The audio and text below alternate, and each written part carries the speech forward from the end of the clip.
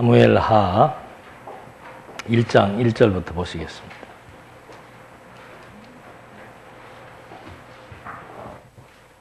맞아요?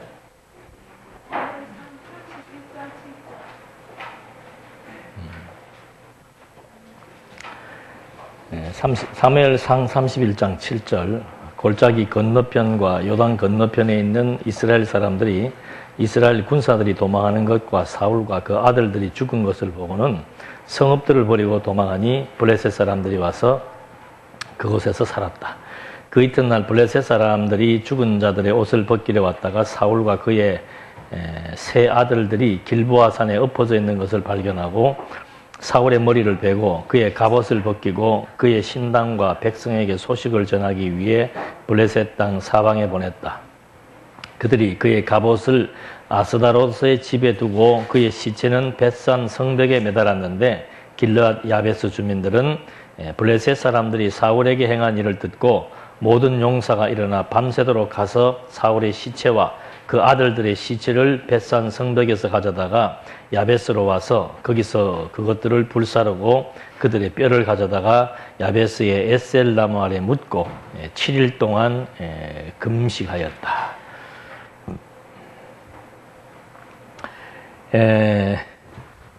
하나님께서 다윗의 왕국을 건립하기 위해서 시련과 형통을 주신다 그랬습니다.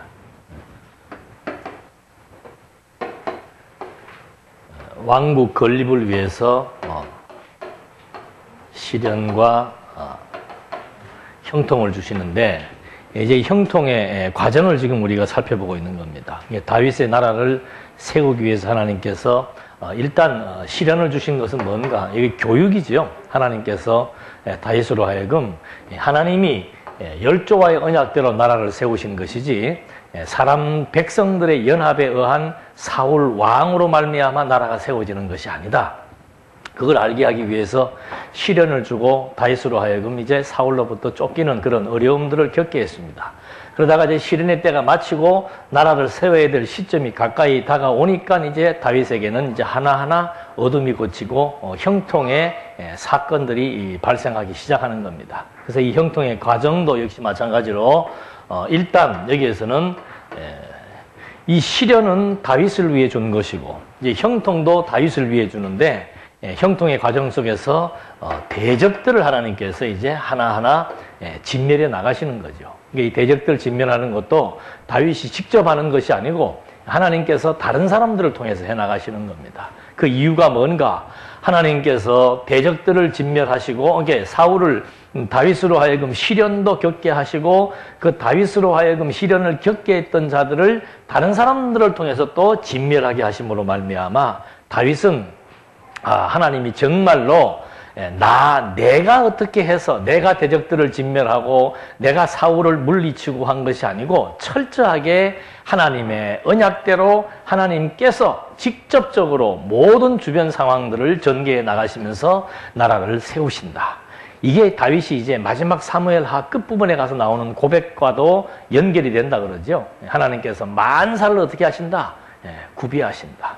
그러니까 우리는 미래를 예측할 수 없는 그런 존재입니다. 근데 하나님께서는 만사를 다 구비해서 때를 따라 아름답게 섭리해 나가신다는 사실, 그에 대한 확정을 이제 다윗에게 주기 위한 거지요. 그래서 다윗으로 하여금 철저히 여호와만 의지하게 하시는 것인데 이 과정이 이제 대적들을 진멸하시고 그 다음에 이제 다윗의 왕국을 번창시켜 나가시는 하나님의 섭리 역사. 그래서 결론은 뭔가? 하나님이 하신다는 거예요.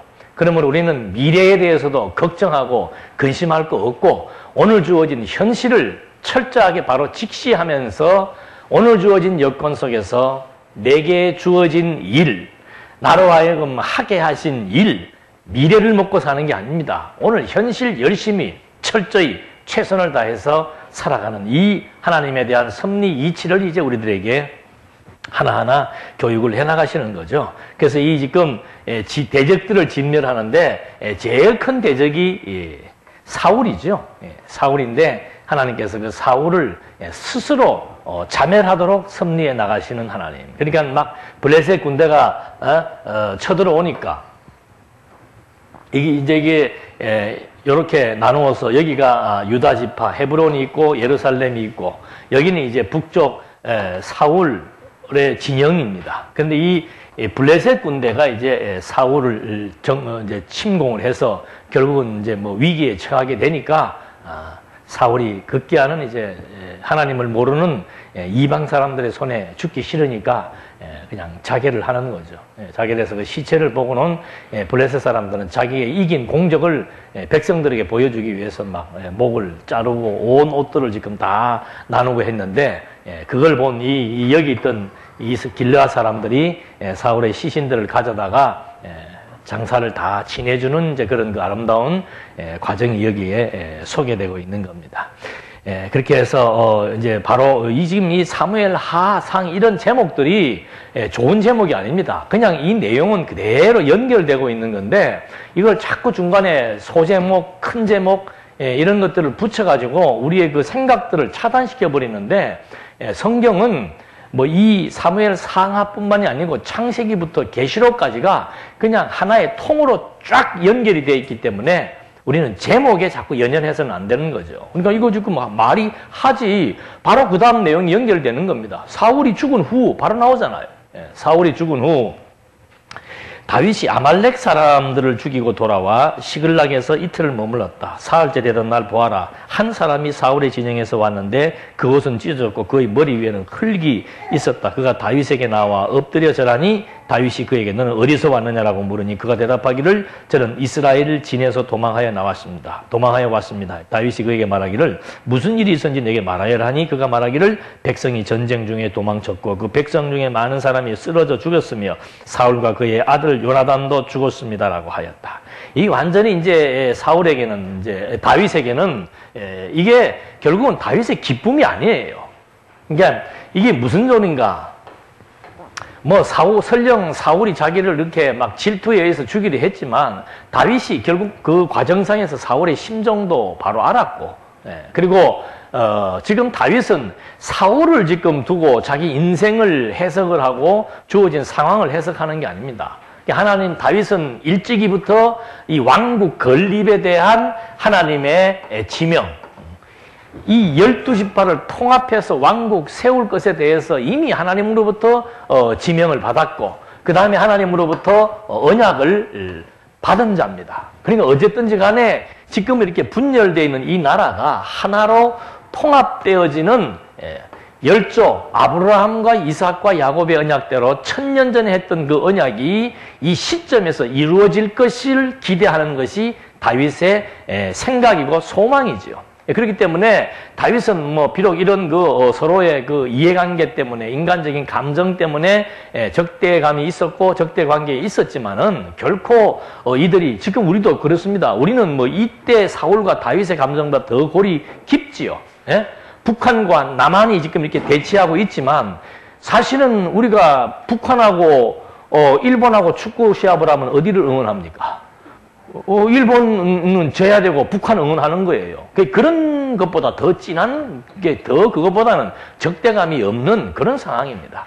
저희들 세대, 저희들 윗세대는 어릴 때부터 교육을 잘못 받아가지고 북한은 무슨 뭐 완전히 우리하고 다른 별종의 인간들로 생각을 해서 막 빨갱이 해서 아주 그 좋지 않은 사상들을 심어줬는데 그렇다고 해서 북한이 지금 뭐 잘한다 이런 얘기를 하려고 하는 게 아니에요.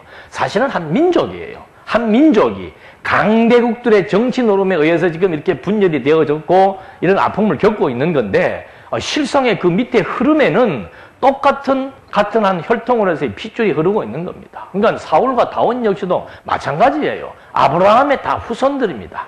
야곱이 낳았던 12아들 한 혈통에 의해서 한 형제에 의해서 이렇게 나라의 땅을 분배받아 가지고 살아왔던 그런 족속들이었고 아직은 한 번도 이 나라가 통일된 역사가 없기 때문에 하나님이 다윗 불러가지고 지금 나라 이렇게 완전히 한 민족 한 나라를 세워주겠다고 한 그 언약을 너를 통해서 이루시겠다고 언약을 받은 다윗이기 때문에 다윗의 마음은 항상 이 전체를 바라보고 있는 것이지 이 무슨 뭐 사울과 개인적인 감정 또는 이 뭐 주변국들과의 이해관계 여기에는 별로 큰 관심이 없습니다. 그래서 지금 그게 어떻게 반영되는가 하면은 여기도 나와요. 지금 사울의 진영에 있다가 한 명이 도망쳐 왔습니다. 와가지고 너 어디서 왔냐 했더니 여기에서 왔다 이거죠. 여기 왜서 왔다. 그 보고를 드리니까 지금 누가 죽은 거예요? 사울이 죽고 다윗의 절친인 요나단이 죽은 겁니다. 그게 너무 가슴 아픈 거예요. 그럼 너는 어떻게 살아왔냐? 이놈은 결국 그놈은 죽는 거예요. 보고하고 죽는 거에 나오겠습니다만은 이제 한번 보시겠습니다. 6절 말씀에 다윗이 알려주는 젊은이가 말했다. 제가 우연히 길보아산에 있었는데 보십시오. 사울 왕께서 자기 창에 기대어 계셨고 병거와 기마병들이 그를 바짝 쫓고 있었습니다. 사울 왕이 뒤를 돌아보고 저를 부르시기에 제가 대답하기를 여기 있습니다 하니 왕께서 제게 말씀하시기를 너는 누구냐 하시므로 저는 아말렉 사람입니다라고 대답했습니다. 또 왕께서 제게 말씀하시기를 내 곁에 서서 나를 죽여라. 내 목숨이 아직 내게 완전히 있으므로 내가 고통 가운데 있다 하시므로 그분이 엎드러진 후에 살 가망이 없다고 판단했기 때문에 제가 곁에 서서 그분을 죽이고 그분의 머리에 있던 왕관과 팔찌를 취하여 내 죽게 가져왔습니다. 이건 뭐 장한 일이 아니죠. 어찌됐든 간에 다 죽어가는 사울이지만 그 사울을 데리고 오든지 했어야지. 마지막 목숨을 끊은 이 친구에 대해서 다윗이 이제 10절, 11절 보겠습니다. 이에 다윗이 자기 옷을 잡아 찢으니 그와 함께 있던 모든 부하들도 그렇게 하였고 사울과 그의 아들 요나단과 여호와의 백성과 이스라엘 족속이 칼에 쓰러졌기 때문에 슬피 울며 저녁까지 금식했다. 다윗이 자기에게 알게 한 젊은이에게 말하기를 너는 어디서 왔느냐? 얘는 맨날 어디서 왔느냐만 들어요. 같은 민족이 아니니까. 하니 그가 말하기를 저는 거류민으로서 아말렉 사람입니다 하였다. 다윗이 그에게 말하되 어찌하여 내가 내 손을 들어 여호와의 기름 부음 받은 자를 죽이기를 두려워하지 아니하였느냐고 병사들 중 하나를 불러 말하기를 가까이 가서 그를 죽이라 하였으므로 그 병사가 친히 그가 바로 죽었다. 다윗이 그에게 말하기를 내 피가 내 머리 위에 있을 것이다. 이는 내 입으로 증언하기를 내가 여호와의 기름 부음을 받은 자를 죽였다라고 말했기 때문이다 하였다. 그러니까 다윗은 철저한 하나님 중심 신앙이에요. 기름을 부은 것은 누가 부은 겁니까? 하나님이 부으신 거예요. 그러니까 하나님이 세우신 자, 하나님이 알아서 하시는 것이지 네가 거기에 뭔데 개입을 해서 사울을 더더군다나 죽는 그 일에 네가 거기에 함께 힘을 쏟느냐. 너는 완전히 이건 뭐 안 된 종자다라고 해서 바로 처형해 버리죠. 그러니까 이게 다윗의 일종의 신앙관입니다. 인간적으로 감정적으로만 생각하면은 사울이 죽었다 그러면 무슨 생각하겠어요? 결국은 기름 부은 나를 건드리더니 네가 먼저 죽는구나. 이건 인간의 고학스러운 자기중심적인 감정적인 생각이죠. 그러나 하나님 아니까 하나님께서 물론 그렇게 사울을 그렇게 제거했지만 다윗의 입장에서는 이왕이면은 좀 이렇게 다 같이 갔으면 좋겠다라고 하는 그런 마음이 있을 수도 있는 거죠. 그래서 결국은 사울이 죽고 그래도 저한테는 자기의 뭐예요? 장인인데 미워했던 좋아했던 장인인데 그 장인 어른의 죽음과 또 자기 그 절친 요나단의 죽음 앞에 다윗이 참 슬퍼하고 있는 겁니다. 그 다음에 이제 17절로부터는 다윗이 사울과 요나단을 조상하는 노래를 부르게 합니다. 요즘도 장례식 할 때 보면은 막 그 돌아가신 분에 대해서 그 뭐라고 그러죠? 한마디씩 낭독을 하지요. 그런 것처럼 다윗이 17절 이 슬픈 노래로 사울과 그의 아들 요나단을 애도했고 유다 자손에게 그것을 가르쳐라 명했는데 곧 활노래였으니 보아라 그것이 야살의 책에 기록되어 있다. 이거 지금 유다 자손들에게 이걸 계속 지금 가르치라고 말하고 있습니다. 무슨 내용인가? 이스라엘아 내 영광이 높은 곳에서 죽었구나. 이스라엘은 사울을 지칭하는 거죠. 어찌하여 용사들이 쓰러졌는가? 용사들은 사울과 요나단입니다. 이것을 가드에 알리지 말며 아스글론 거리에도 전파하지 마라. 블레셋 딸들이 기뻐하지 못하게 하고 할례받지 않은 자들의 딸들이 즐거워하지 못하게 하여라. 길보아의 산들아 너희에게 이슬과 비가 내리지 않을 것이며 재물을 낼 밭도 없을 것이며 거기서 용사들의 방패가 더럽혀졌으니 사울의 방패가 기름 부음을 받지 않음같이 되었다.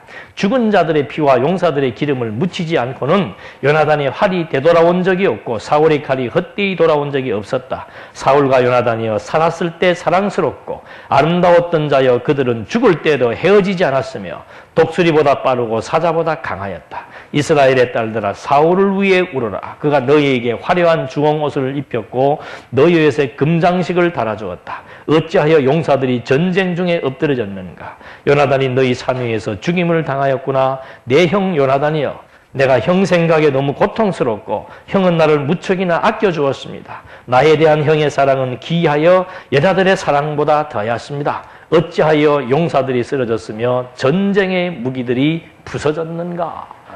사울이 다윗의 그 아픈 심정을 노래했는데 이걸 지금 역사책에 기록해서 간직하라는 이유는 뭔가? 이런 모든 것들이, 이런 모든 역사가 이미 하나님께서 선지자들을 통해서 예언한 역사이고 예언대로 이루어진 결과였습니다. 그러니까 한때는 사울을 통해서 지금 이 백성들이 굉장히 화평을 누리고, 여기도 나와 있는 것들 여인네들이 막 금은 보화를 휘두르고 다닐 정도로 승승장구했던 시절이 있었단 말이죠. 그런 여러 가지 좋은 것들을 상념하면서 정말 사울과 요나단의 죽음에 대한 애도를 표하는 다윗의 이런 노래들에 의해서 지금 소개가 된 것이죠. 그래서 이것은 선민에 대한 자긍심, 할례받지 못한 이방인들에게 이런 소식이 전해진다는 것 자체를 수치롭게 여기는 여호와의 친백성이라는 것에 대한 자긍심, 이건 대단한 거죠. 오늘날도 똑같은 거예요.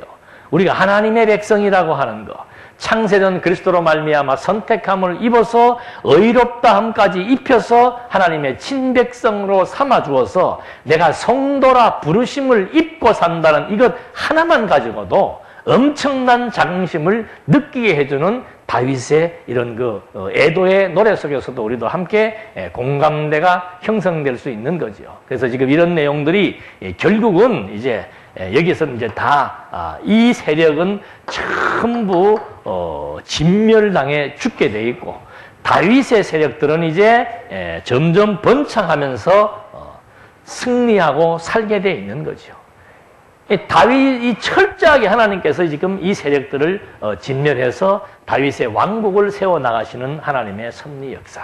그래서 이것은 바로 그리스도가 오셔서 죄에 대하여 철저하게 죽으시고 의에 대하여 살게 하기 위해서 당신이 부활하사 다윗의 왕국이 창것된 것처럼 하나님의 나라인 교회가 이제 이 지상 위에 세워지게 하시는 하나님의 섭리 역사, 이것에 대한 예표로서의 모형과 그림자이죠. 그러니까 다른 사람들이 여기에 개입해서 뭐 할 수 없습니다. 전부 하나님께서 죽이는 것도 하나님이 죽이고 살리는 것도 하나님이 살리신 것처럼 그리스도의 몸된 교회를 세우는 것도 오직 그리스도로 말미암아 성경대로 죽으시고 그리스도에 의해서 성경대로 부활하시는 이 사건을 통해서 하나님의 나라인 교회가 세워지고, 세워진 교회가 성령을 통해서 점점 보살피며 자라게 하시고 점점 강하게 무장시켜서 이 비진리의 적대 세력들과 블레셋과 이런 주변의 모든 적대 세력들과 다윗의 나라가 싸워서 승리한 것처럼 하나님의 몸된 교회가 이 지상 위에서 비진리의 세력과 세속주의와 유대주의와 싸워서 승리하게 될 것에 대한 예표로서의 모형과 그림자라는 사실을 우리가 이제 또 신학적 의미를 가지고 하나하나 접근해 들어보면은 더욱더 확고한 것을 알 수가 있게 될 것입니다. 이렇게 지금 다윗의 사울의 죽음에 대한 애도와 추모를 이제 사울이 하나하나 여기서 한 내용을 확인해 본 겁니다. 그러면서 다윗이 하나님의 명령을 따라서 이제 헤브론에서 왕위에 오르는 내용이 나오죠. 그러니까 죽을 거 죽고 진멸할 거 진멸시킨 다음에 이제 하나님께서 이 다윗으로 말미암아 이렇게 사울은 죽고 다윗이 이 헤브론에서, 여기가 헤브론입니다. 이 헤브론에서 이제 추대받는 내용이 소개가 되죠. 2장 1절에 보니까 그 후에 다윗이 여호와께 묻기를 제가 유다의 한 성읍으로 올라가야 합니까? 하니 여호와께서 그에게 올라가라고 말씀하시므로 다윗이 제가 어디로 올라가야 합니까? 라고 묻자 여호와께서 말씀하시기를 헤브론으로라고 하셨다. 다윗이 그 두 아내인 이스라엘 사람 아히노임과 갈멜 사람 나빌의 아내였던 아비가일과 함께 그것으로 올라갔으며 다윗의 부하들도 각기 그들의 가족을 데리고 올라가서 헤브론의 여러 성읍들에 살았다. 유다 사람들이 와서 거기서 다윗에게 기름을 부어 유다 왕으로 삼았다. 어떤 사람들이 다윗에게 보고하기를 사울을 장사한 사람들은 길르앗 야베스 사람들입니다라고 하니 다윗이 길르앗 야베스 사람들에게 전령을 보내어 말했다. 너희가 너희 주 사울에게 이러한 호의를 베풀어 그를 장사했으니 너희가 여호와께 복받기를 원한다. 너희가 이러한 일을 행하였으므로 이제 여호와께서 너희에게 인애와 진리를 베푸시며 또한 나도 너희에게 선한 것으로 갚을 것이니 이제 너희 손을 강하게 하여 용감한 사람이 되어라. 이는 너희 주 사울은 죽었고 유다 족속도 나에게 기름을 부어 그들의 왕으로 삼았기 때문이다. 이제 이 지금 다윗 사울의 죽음에 대해서 잠깐 정보를 들은 겁니다. 이게 사울이 죽었을 때 그를 장례 지낸 것은 여기에 있던 길르앗 사람들이 사울의 뼈를 가져다가 장례를 지냈다는 소식을 듣고 다윗이 이 사람들에게 여호와의 축복이 임할 것을 내려주는 거죠. 이유는 뭔가? 이미 이제 사울은 죽었고 다윗이 이 일대를 지금 다 장악한 이제 통일 왕국의 왕으로서 기름 부음을 받은 첫 번째 한 일이 뭔가? 사울의 뼈를 가져다가 같이 보호해주고 아름답게 처리를 해줬던 이 사람들에게 복을 허락하는 거죠. 그러니까 다윗은 만약에 다윗이 이렇게 길르앗 이방인에게 축복해준 이것은 그리스도께서 오셔서 장차 이방 사람들에게 구원을 베푸실 것에 대한 예표와 모형이 되는 거죠. 뭐 이런 맥락으로 지금 하나하나 확인을 해보시면 이제 다윗이 이렇게 번창해지는 과정들을 보게 되면은 첫째는 대적들을 하나님께서 진멸해 주시고 두 번째 그 다음에는 이제 자기가 기름 부은 왕으로 추대되면서 이제 하나하나 행보를 드러내기 시작하는 겁니다. 5절과 7절 말씀에 다윗이 사울을 장사한 길르앗 야베스 사람을 칭찬하는 내용까지 다 읽었습니다. 그런 다음에 이제 8절로부터는 아브넬 신복들의 멸망이 나옵니다. 그러니까 여기 지금 대적자들을 멸망시키는데 첫 번째가 사울이고 두 번째가 이제 사울의 군대 장관이죠. 국방부 장관이었던 아브넬이 이제 스스로 자멸하게 만드시는 하나님의 섭리 역사. 그 다음에 마지막 사울의 네 번째 아들이었던 이스보셋. 이는 이제 사울이 죽고 난 뒤에 이 아브넬이 왕으로 추대해가지고 7년 동안 왕자에 있었던 그런 그 사울의 아들입니다. 차례차례 하나님께서 대적의 권세들은 남겨두지 않는 거죠. 그러니까 이런 것들이 바로 무엇을 의미하는가? 하나님 참 잔인하다. 어떻게 이렇게 막 안 죽여도 되는데 다윗은 안 죽이려고 하는데 다윗은 사울을 죽일 수 있어도 안 죽였잖아요. 근데 하나님은 어떻게 합니까? 하나님은 다윗보다도 못한가? 끝까지 그렇게 추적을 해서 뒤끝있게 한 번 아닌 거 막 끝까지 해보시는 그런 분인가? 이렇게 우리가 곡해할 수도 있지요. 이런 것을 역사적으로만 본다면 그러나 성경은 역사적인 해석 다음에 반드시 왜? 구약은 그리스도를 지금 언약하고 있는 내용이기 때문에 구약의 내용을 통해서 그리스도 중심의 신학적 의미 해석이 가해져야만 구약 성경을 완벽하게 해석하는 해석학적 결론에 귀결되게 되어 있는 겁니다. 그래서 역사적으로만 보고 해석하는 사람들의 말을 듣고 혼란스러워하는 경우들도 많이 있고 또 엉터리 해석을 하는 사람들도 많이 있어요. 이런 거 보면서 지금 막 계속해서 누구를 막 지금 칭찬할 수도 있습니까? 다윗의 그 사랑하는 마음, 다윗의 그 숭고한 마음, 다윗이 원수를 사랑하는 마음, 뭐 이런까지 다 다윗을 막 올릴 수가 있지만 결국은 다윗을 올려도 좋아요. 마음껏 올린 다음에 그 다윗은 누구에 대한 예표다? 그리스도에 대한 예표예요. 다윗이 사울을 막 끝까지 보복하지 않고 사랑한 것은 뭐예요? 첫째는 사울을 계속 지금 다윗이 그 말을 하고 있는 겁니다. 사울을 누가 세운 거예요? 하나님이 세운 거예요. 하나님이 세웠다는 말은 하나님의 뜻으로 되었다는 그런 의미입니다. 그러니까 철저하게 다윗은 하나님을 사랑하고 누구를 사랑한 거예요? 사울을 사랑한 겁니다. 이웃을 사랑한 거예요. 그러니까 다윗의 사랑은 하나님 사랑과 이웃 사랑에 대한 하나의 모형입니다. 그래서 예수님께서 오셔서 뭐 한 거예요? 하나님의 뜻을 온전히 죽기까지 하나님의 뜻에 순복하면서 하나님을 사랑했고 저주받아 죽어버린 자기 백성들 이웃들의 생명을 구원하기 위해서 당신이 죽기까지 이웃을 사랑한 그리스도의 하나님 사랑과 이웃 사랑에 대한 예표로서의 모형과 그림자라는 해석의 결론이 마감으로 딱 정리가 되어야만 구약을 해석하는 해석학적 원리에 입각해서 다윗과 사울의 의미는 다윗이 사울을 애도하고 추모하는 그 이유는 이게 전부 사랑의 발로인데 이 사랑은 바로 그리스도에 의해서 성취될 온전한 사랑에 대한 예표로서의 그림자와 모형이라는 것. 이렇게 해야 신구약 성경이 항상 그리스도 중심으로 딱 귀결되게 되어져서 성경의 기록 목적, 예수가 그리스도라는 사실을 통해서 하나님이 여호와로 지금도 살아 존재하신다는 것을 우리에게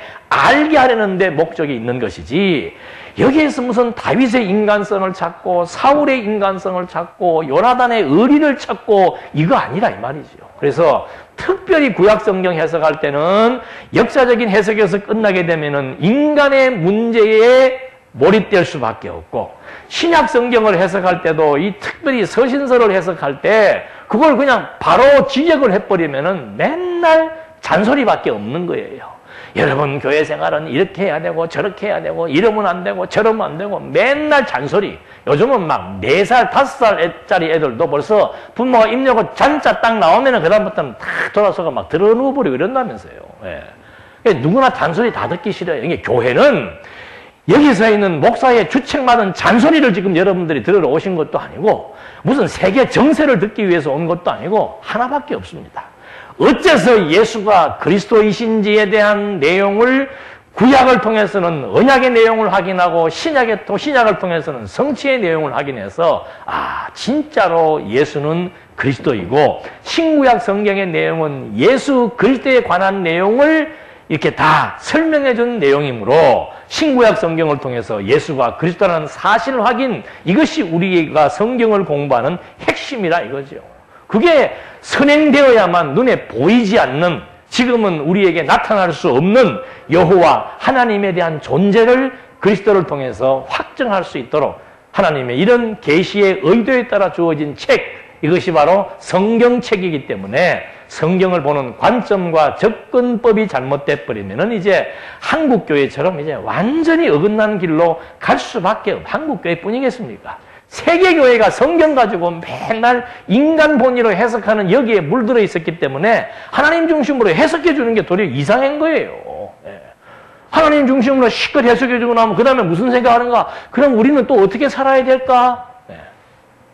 하도 그런 말에 그냥 2000년 시간 동안을 쇠뇌가 돼가지고, 이게 성경은 도덕서가 아닙니다. 계시서지. 그래서 지금 여기에서도 지금 이제 두 번째가 이제 아브넬의 신복들이 멸망하는 내용이 나오죠. 사울의 죽음, 그 다음에 아브넬 신복들의 멸망. 제2의 대적자를 진멸하시는 하나님의 섭리 역사. 그래서 지금 군장 아브넬이 제일 먼저 이스보셋을 왕으로 세우는 내용이 나옵니다. 이 친구도 그렇게 순수하지는 못해요. 일단은 뭐 사울이 왕이었으니까 그의 아들 중에서 이제 3명 죽고 하나 남은 거죠. 나중에 그 마지막 막내 하나 있고 그건 도망갔고, 여기 지금 이스보셋이 있는데 이 친구를 이제 아브넬이 왕으로 세우지만은 실세는 누구예요? 실세는 여기가 실세지. 옛날 우리나라도 군부 구태타 일어나고 나면은 자기가 대통령 되기 전까지 총리 하나 세워놓잖아요. 그리고 가짜 대통령 하나 만들어 실세는 따로 있는 거죠. 이 친구가 지금 딱 그 짓을 한 거예요. 8절에 보니까는 한번 보시겠습니다. 사울의 군 사령관 넬의 아들 아브넬이 사울의 아들 이스보셋을 데리고 마하나임으로 건너가 그를 길르앗, 아술, 이스라엘, 에브라임, 베냐민 및 온 이스라엘의 왕으로 삼았다. 사울의 아들 이스보셋이 40세에 이스라엘의 왕이 되어 2년 동안 다스렸으며 오직 유다 족속만 다윗을 따랐는데, 다윗이 헤브론에서 유다 족속의 왕으로 있었던 횟수는 7년 6개월이었다. 그러니까 다윗이 7년 6개월 동안 여기서 왕 노릇을 했는데, 사실은 이게 통일왕국이 아니고 뭐예요? 요 동네가 유다 지파가 사는 사람들이 사는 동네예요. 지금 여기는 말하면 한 동구 정도밖에 안 되죠. 동구 지역에서만 왕노릇하고 사울의 아들 이스보셋은 이 일대를 지금 다 이제 점령해서 왕노릇을 했었습니다. 그런 상황이었는데 5절 다윗이 길르앗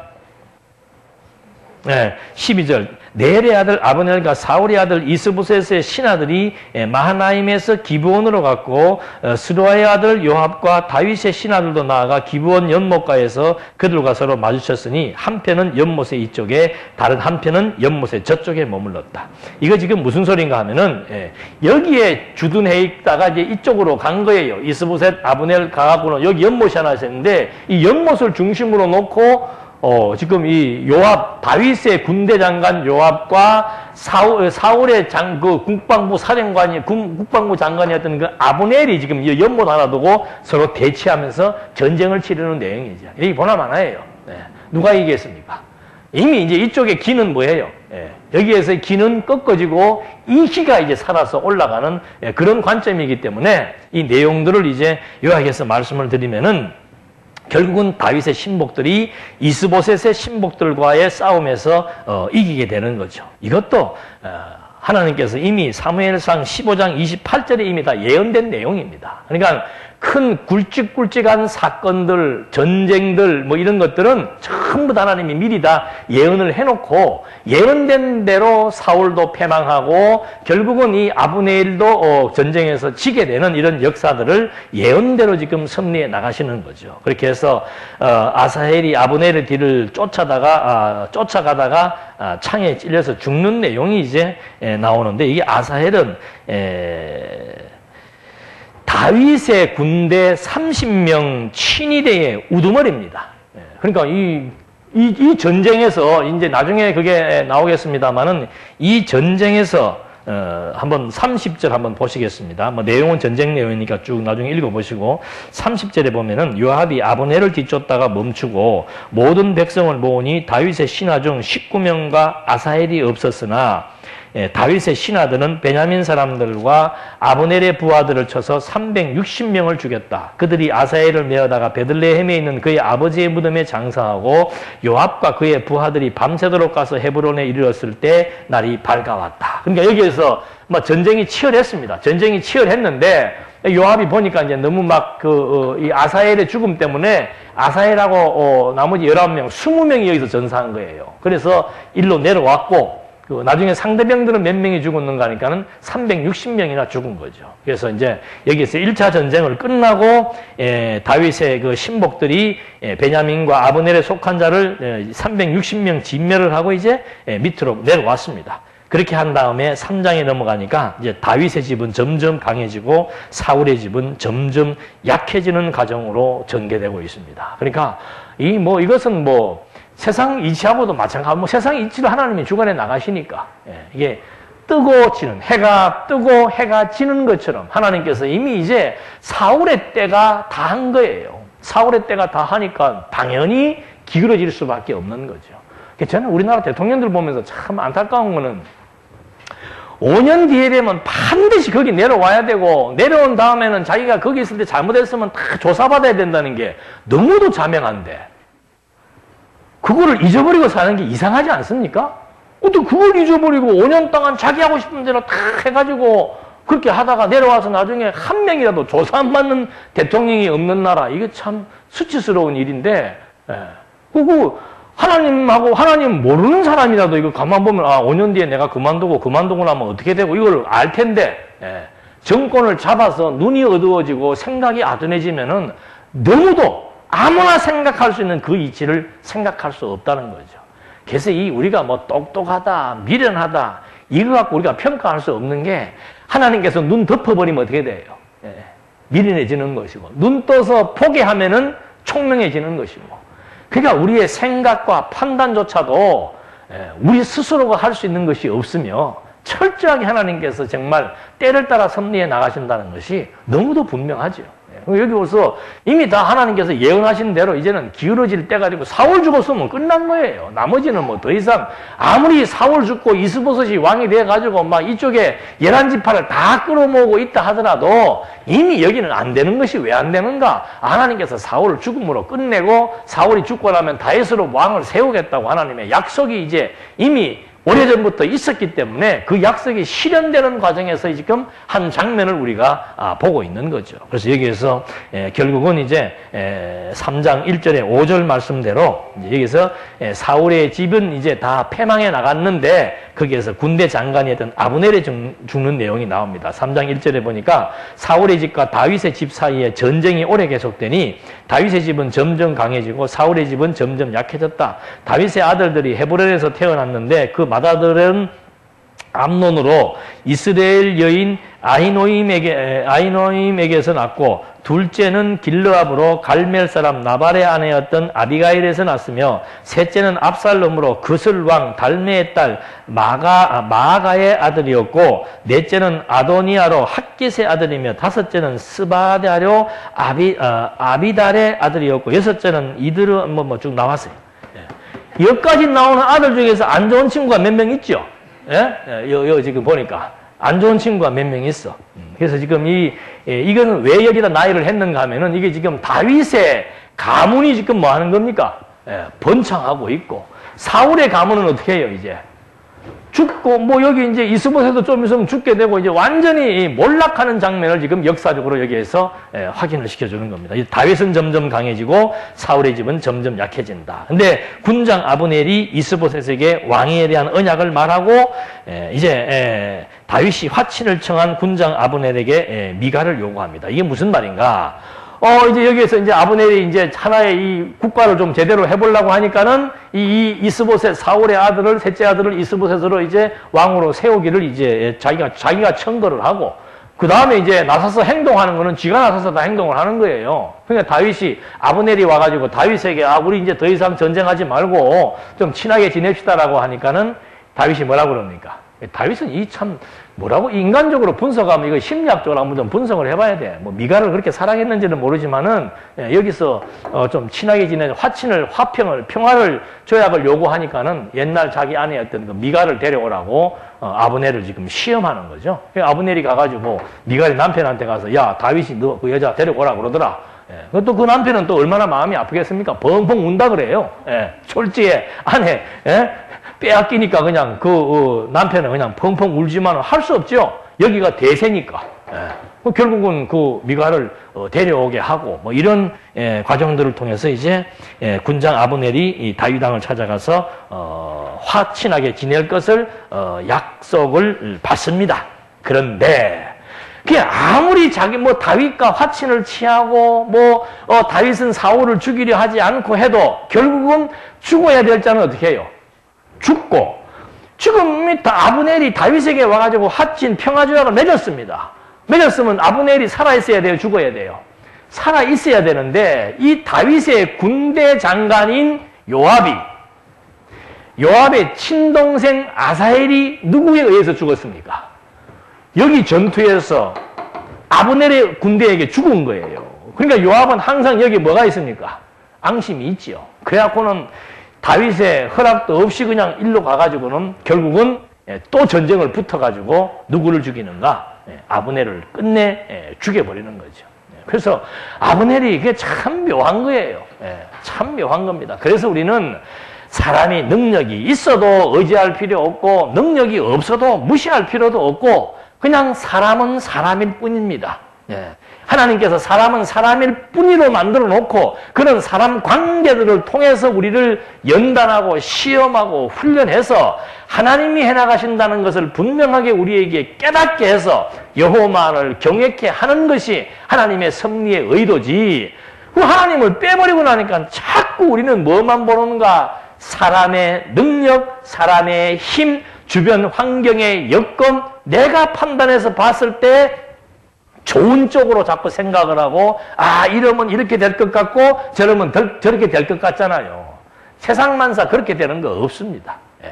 그래서 여기서도 보니까는 계속해서 다윗은 사울을 용서하고 그냥 살려주어도 블레셋에 의해서 쫓기다가 스스로 자결해버리고 아말렉 청년에 의해서 마지막 죽음의 마무리까지 당하게 되고 아브넬이 다윗에게 와가지고 화친하고 평화조약을 맺었지만은 결국은 다윗의 신복인 요압이 그 자기 동생의 죽음 때문에 아브넬을 마지막 처형시켜버리는 그런 결과. 이것이 하나님이 해나가시는 거예요.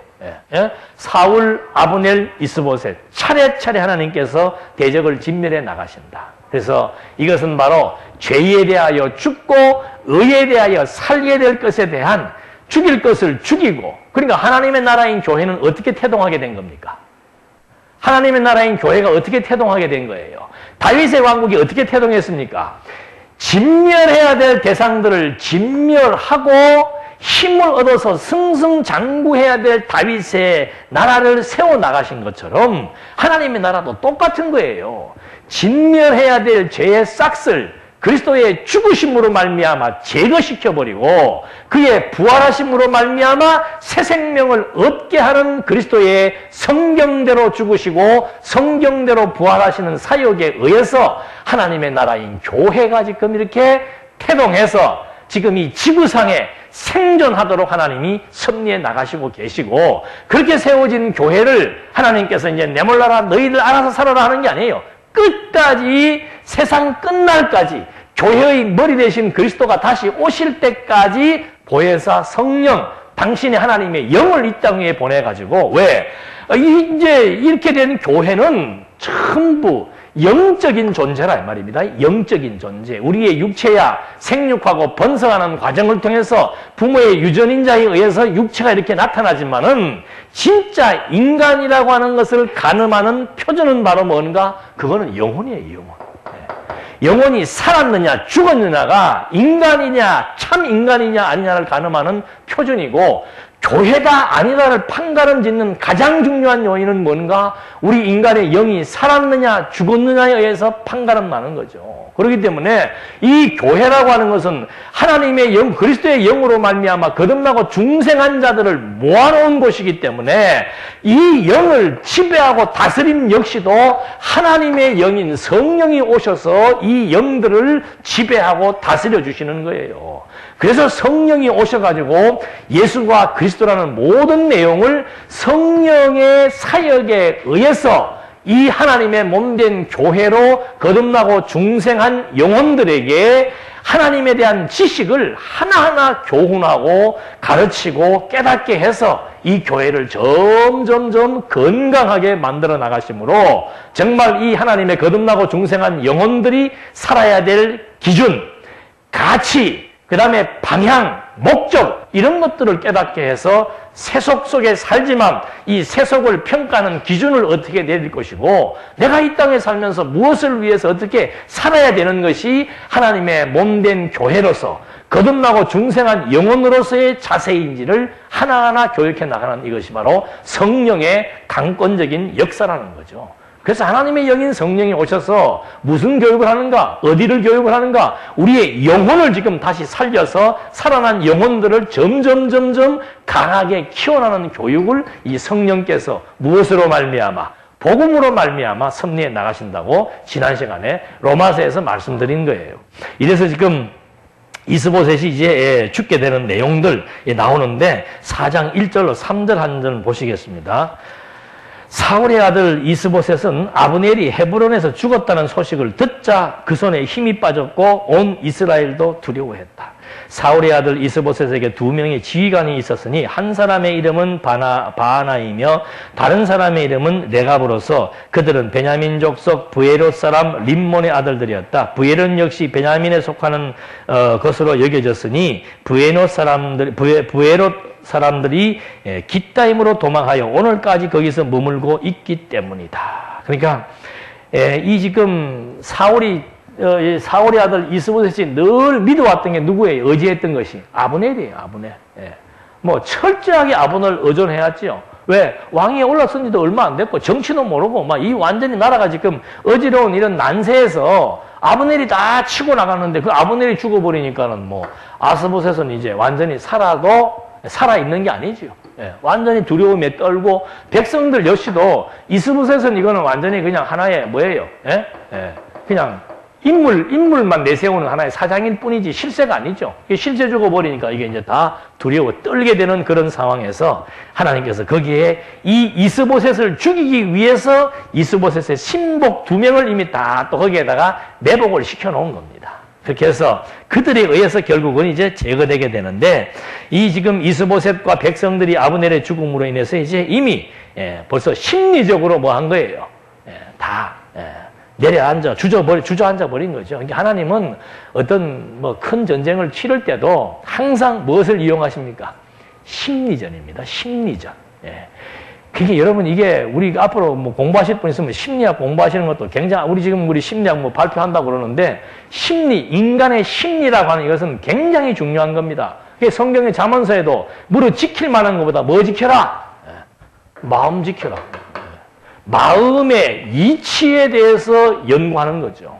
근데 일반적인 인간 심리라고 하는 것은 이 마음의 이치를 연구해야 되는데 이 마음 자체가 도대체 어디로부터 왔으며 어떻게 존재하며 이 마음을 누가 주관하는지에 대해서는 지금 알 길이 없는 거예요. 그러니까 근본 원인은 지금 차단해놓고는 이제 이 마음이 여기에 있느냐, 뇌에 있느냐, 심장이냐, 뇌냐, 뇌사냐, 심장사냐, 뭐 이런 쪽으로 이제 가가지고는, 예. 여러분, 뇌 아무리 분해해 보십시오. 거기에 마음이 있습니까? 없습니까? 예. 심장, 이거 해가지고 아무리 찾아보십시오. 이 마음, 심장 안에. 근데 우리는 이거 하잖아, 이거. 이거 뭐예요, 이거? 심장이잖아, 심장. 심장에 마음이 있어요, 없어요?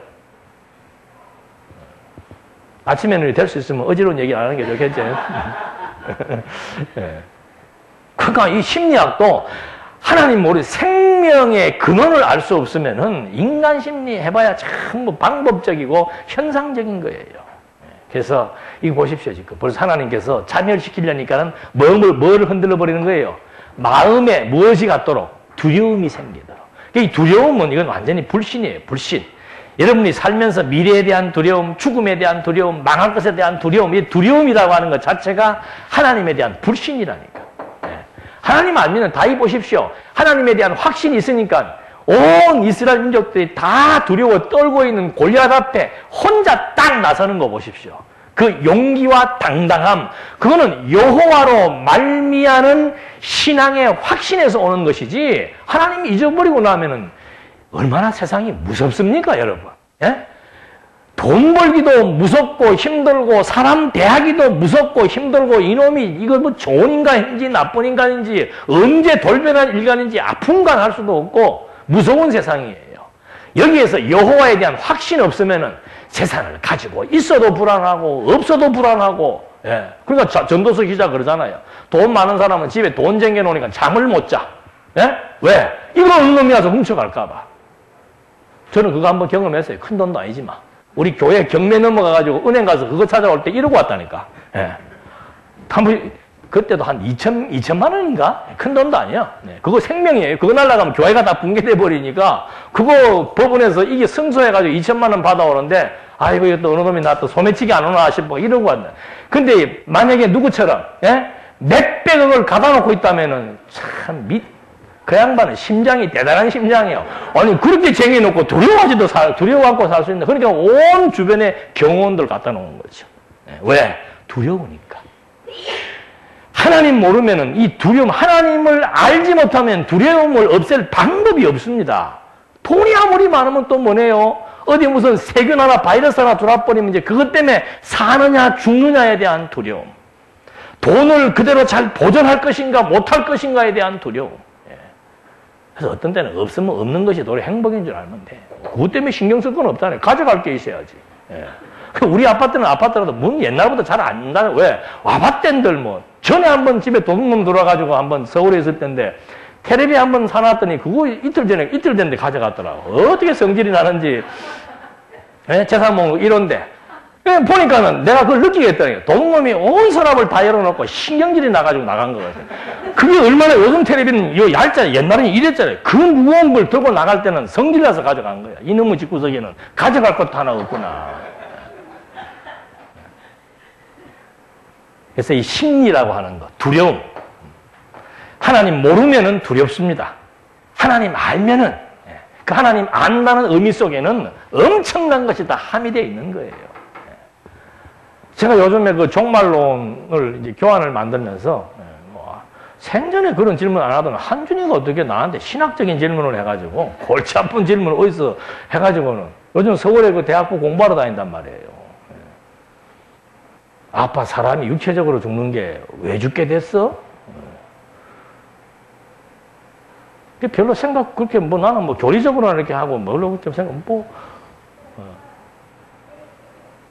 몇 가지 지금 그거 질문하던 한 세 가지를 뭐 왜 죽게 돼? 그러면 뭐 그 원인은 뭐고? 그러면 뭐 영적인 죽음은 뭐고? 뭐 막 너 왜 그러냐 내가.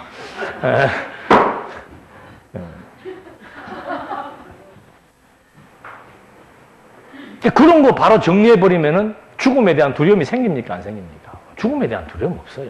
예. 저도 물론 나중에 뭐 죽을 때 가보면 저 생각에 저도 죽을 때 막, 나 좀 살게 해달라 그런 소리는 안 할 것 같아. 빨리 보내달라 그러겠지. 예? 고통스러우면. 고통스러우면 빨리 가는 게 낫지. 뭐 더 살아서 뭐 하겠어요. 하나님께서 일 시킬 시간 딱 끝나서 부르면은 막 얼른 가버리면 되지 뭐. 예. 무슨 그렇게 미련이 많고 그거 하다고. 예. 두려웠고. 예. 모르지 또 제가 한 수백억 갖고 있으면 그놈의 것 때문에 쓰고 와야 되니까 못 쓰고 와서 억울해서 못 갈 줄은 모르지만 하나님께서 그런 억울함 갖지 말라고. 그래서 이 두려움에 대한 섭리가 결국은 하나님께서 당신의 때를 따라 정리해 나갈 부분을 정리하기 위한 과정으로서 다각적으로 하나님이 정말 나는 그 다윗의 그 사무엘 하의 내용이 너무도 참 와닿는 얘기죠. 야, 진짜 만사를 다 어떻게 한다. 망해야 될 자 망하는 과정까지 만사도 하나님이 준비해 놓으시고 흥해야 될 자 흥하는 과정까지의 모든 것도 하나님이 다 섭리해 놓으셔서 만사는 하나님의 뜻에 따라 하나님이 섭리해 나가신다. 그래서 걱정하지 말자 이 말이죠. 너희가 염려함으로 키를 한 자나 더 하겠는가. 걱정도 팔자다. 걱정, 근심, 염려, 두려움 할 것 없이 오늘 하루 열심히 살자 말입니다. 오늘 하루 누리게 했으면 열심히 누리시고 살 의미 부여해서 무엇 때문에 이걸 주셨는지 알고 정말 선한 일을 위해서 선한 싸움 싸우면서 수고하고 진력할 수 있는 이런 멋있고 아름다운 삶, 하나님의 몸된 교회에게 허락하신 하나님의 언약이기에 오늘 우리는 이렇게 한 가문이 몰락하고 한 가문이 다시 세워지는 내용들을 통해서 정말 만사가 하나님의 언약대로 되어진다는 사실에 대한 확인을 해본 겁니다. 기도하시겠습니다. 은혜와 사랑이 풍성하신 하나님 아버지, 정말 이스라엘 역사적인 내용들을 확인해 보면서 하나님의 뜻이 무엇이고 하나님이 피조세계를 어떤 근거에 의해서 어떤 목적으로 어떤 방법으로 섭리해 나가시는 것을 확인해 본 바 있습니다. 정말 그리스도의 죽음과 부활을 통해서 우리 모두가 하나님의 친백성인 교회가 된 것, 이거 하나만 갖고도 우리는 분명한 가치를 찾았고 이거 하나에 의해서 우리는 분명한 자긍심을 가지고 성도라고 호칭되는 이 이름이 우리의 의미가 될 수 있도록 우리의 생각과 마음을 붙들고 인도해 주시옵소서. 예수님의 이름으로 기도드립니다. 아멘.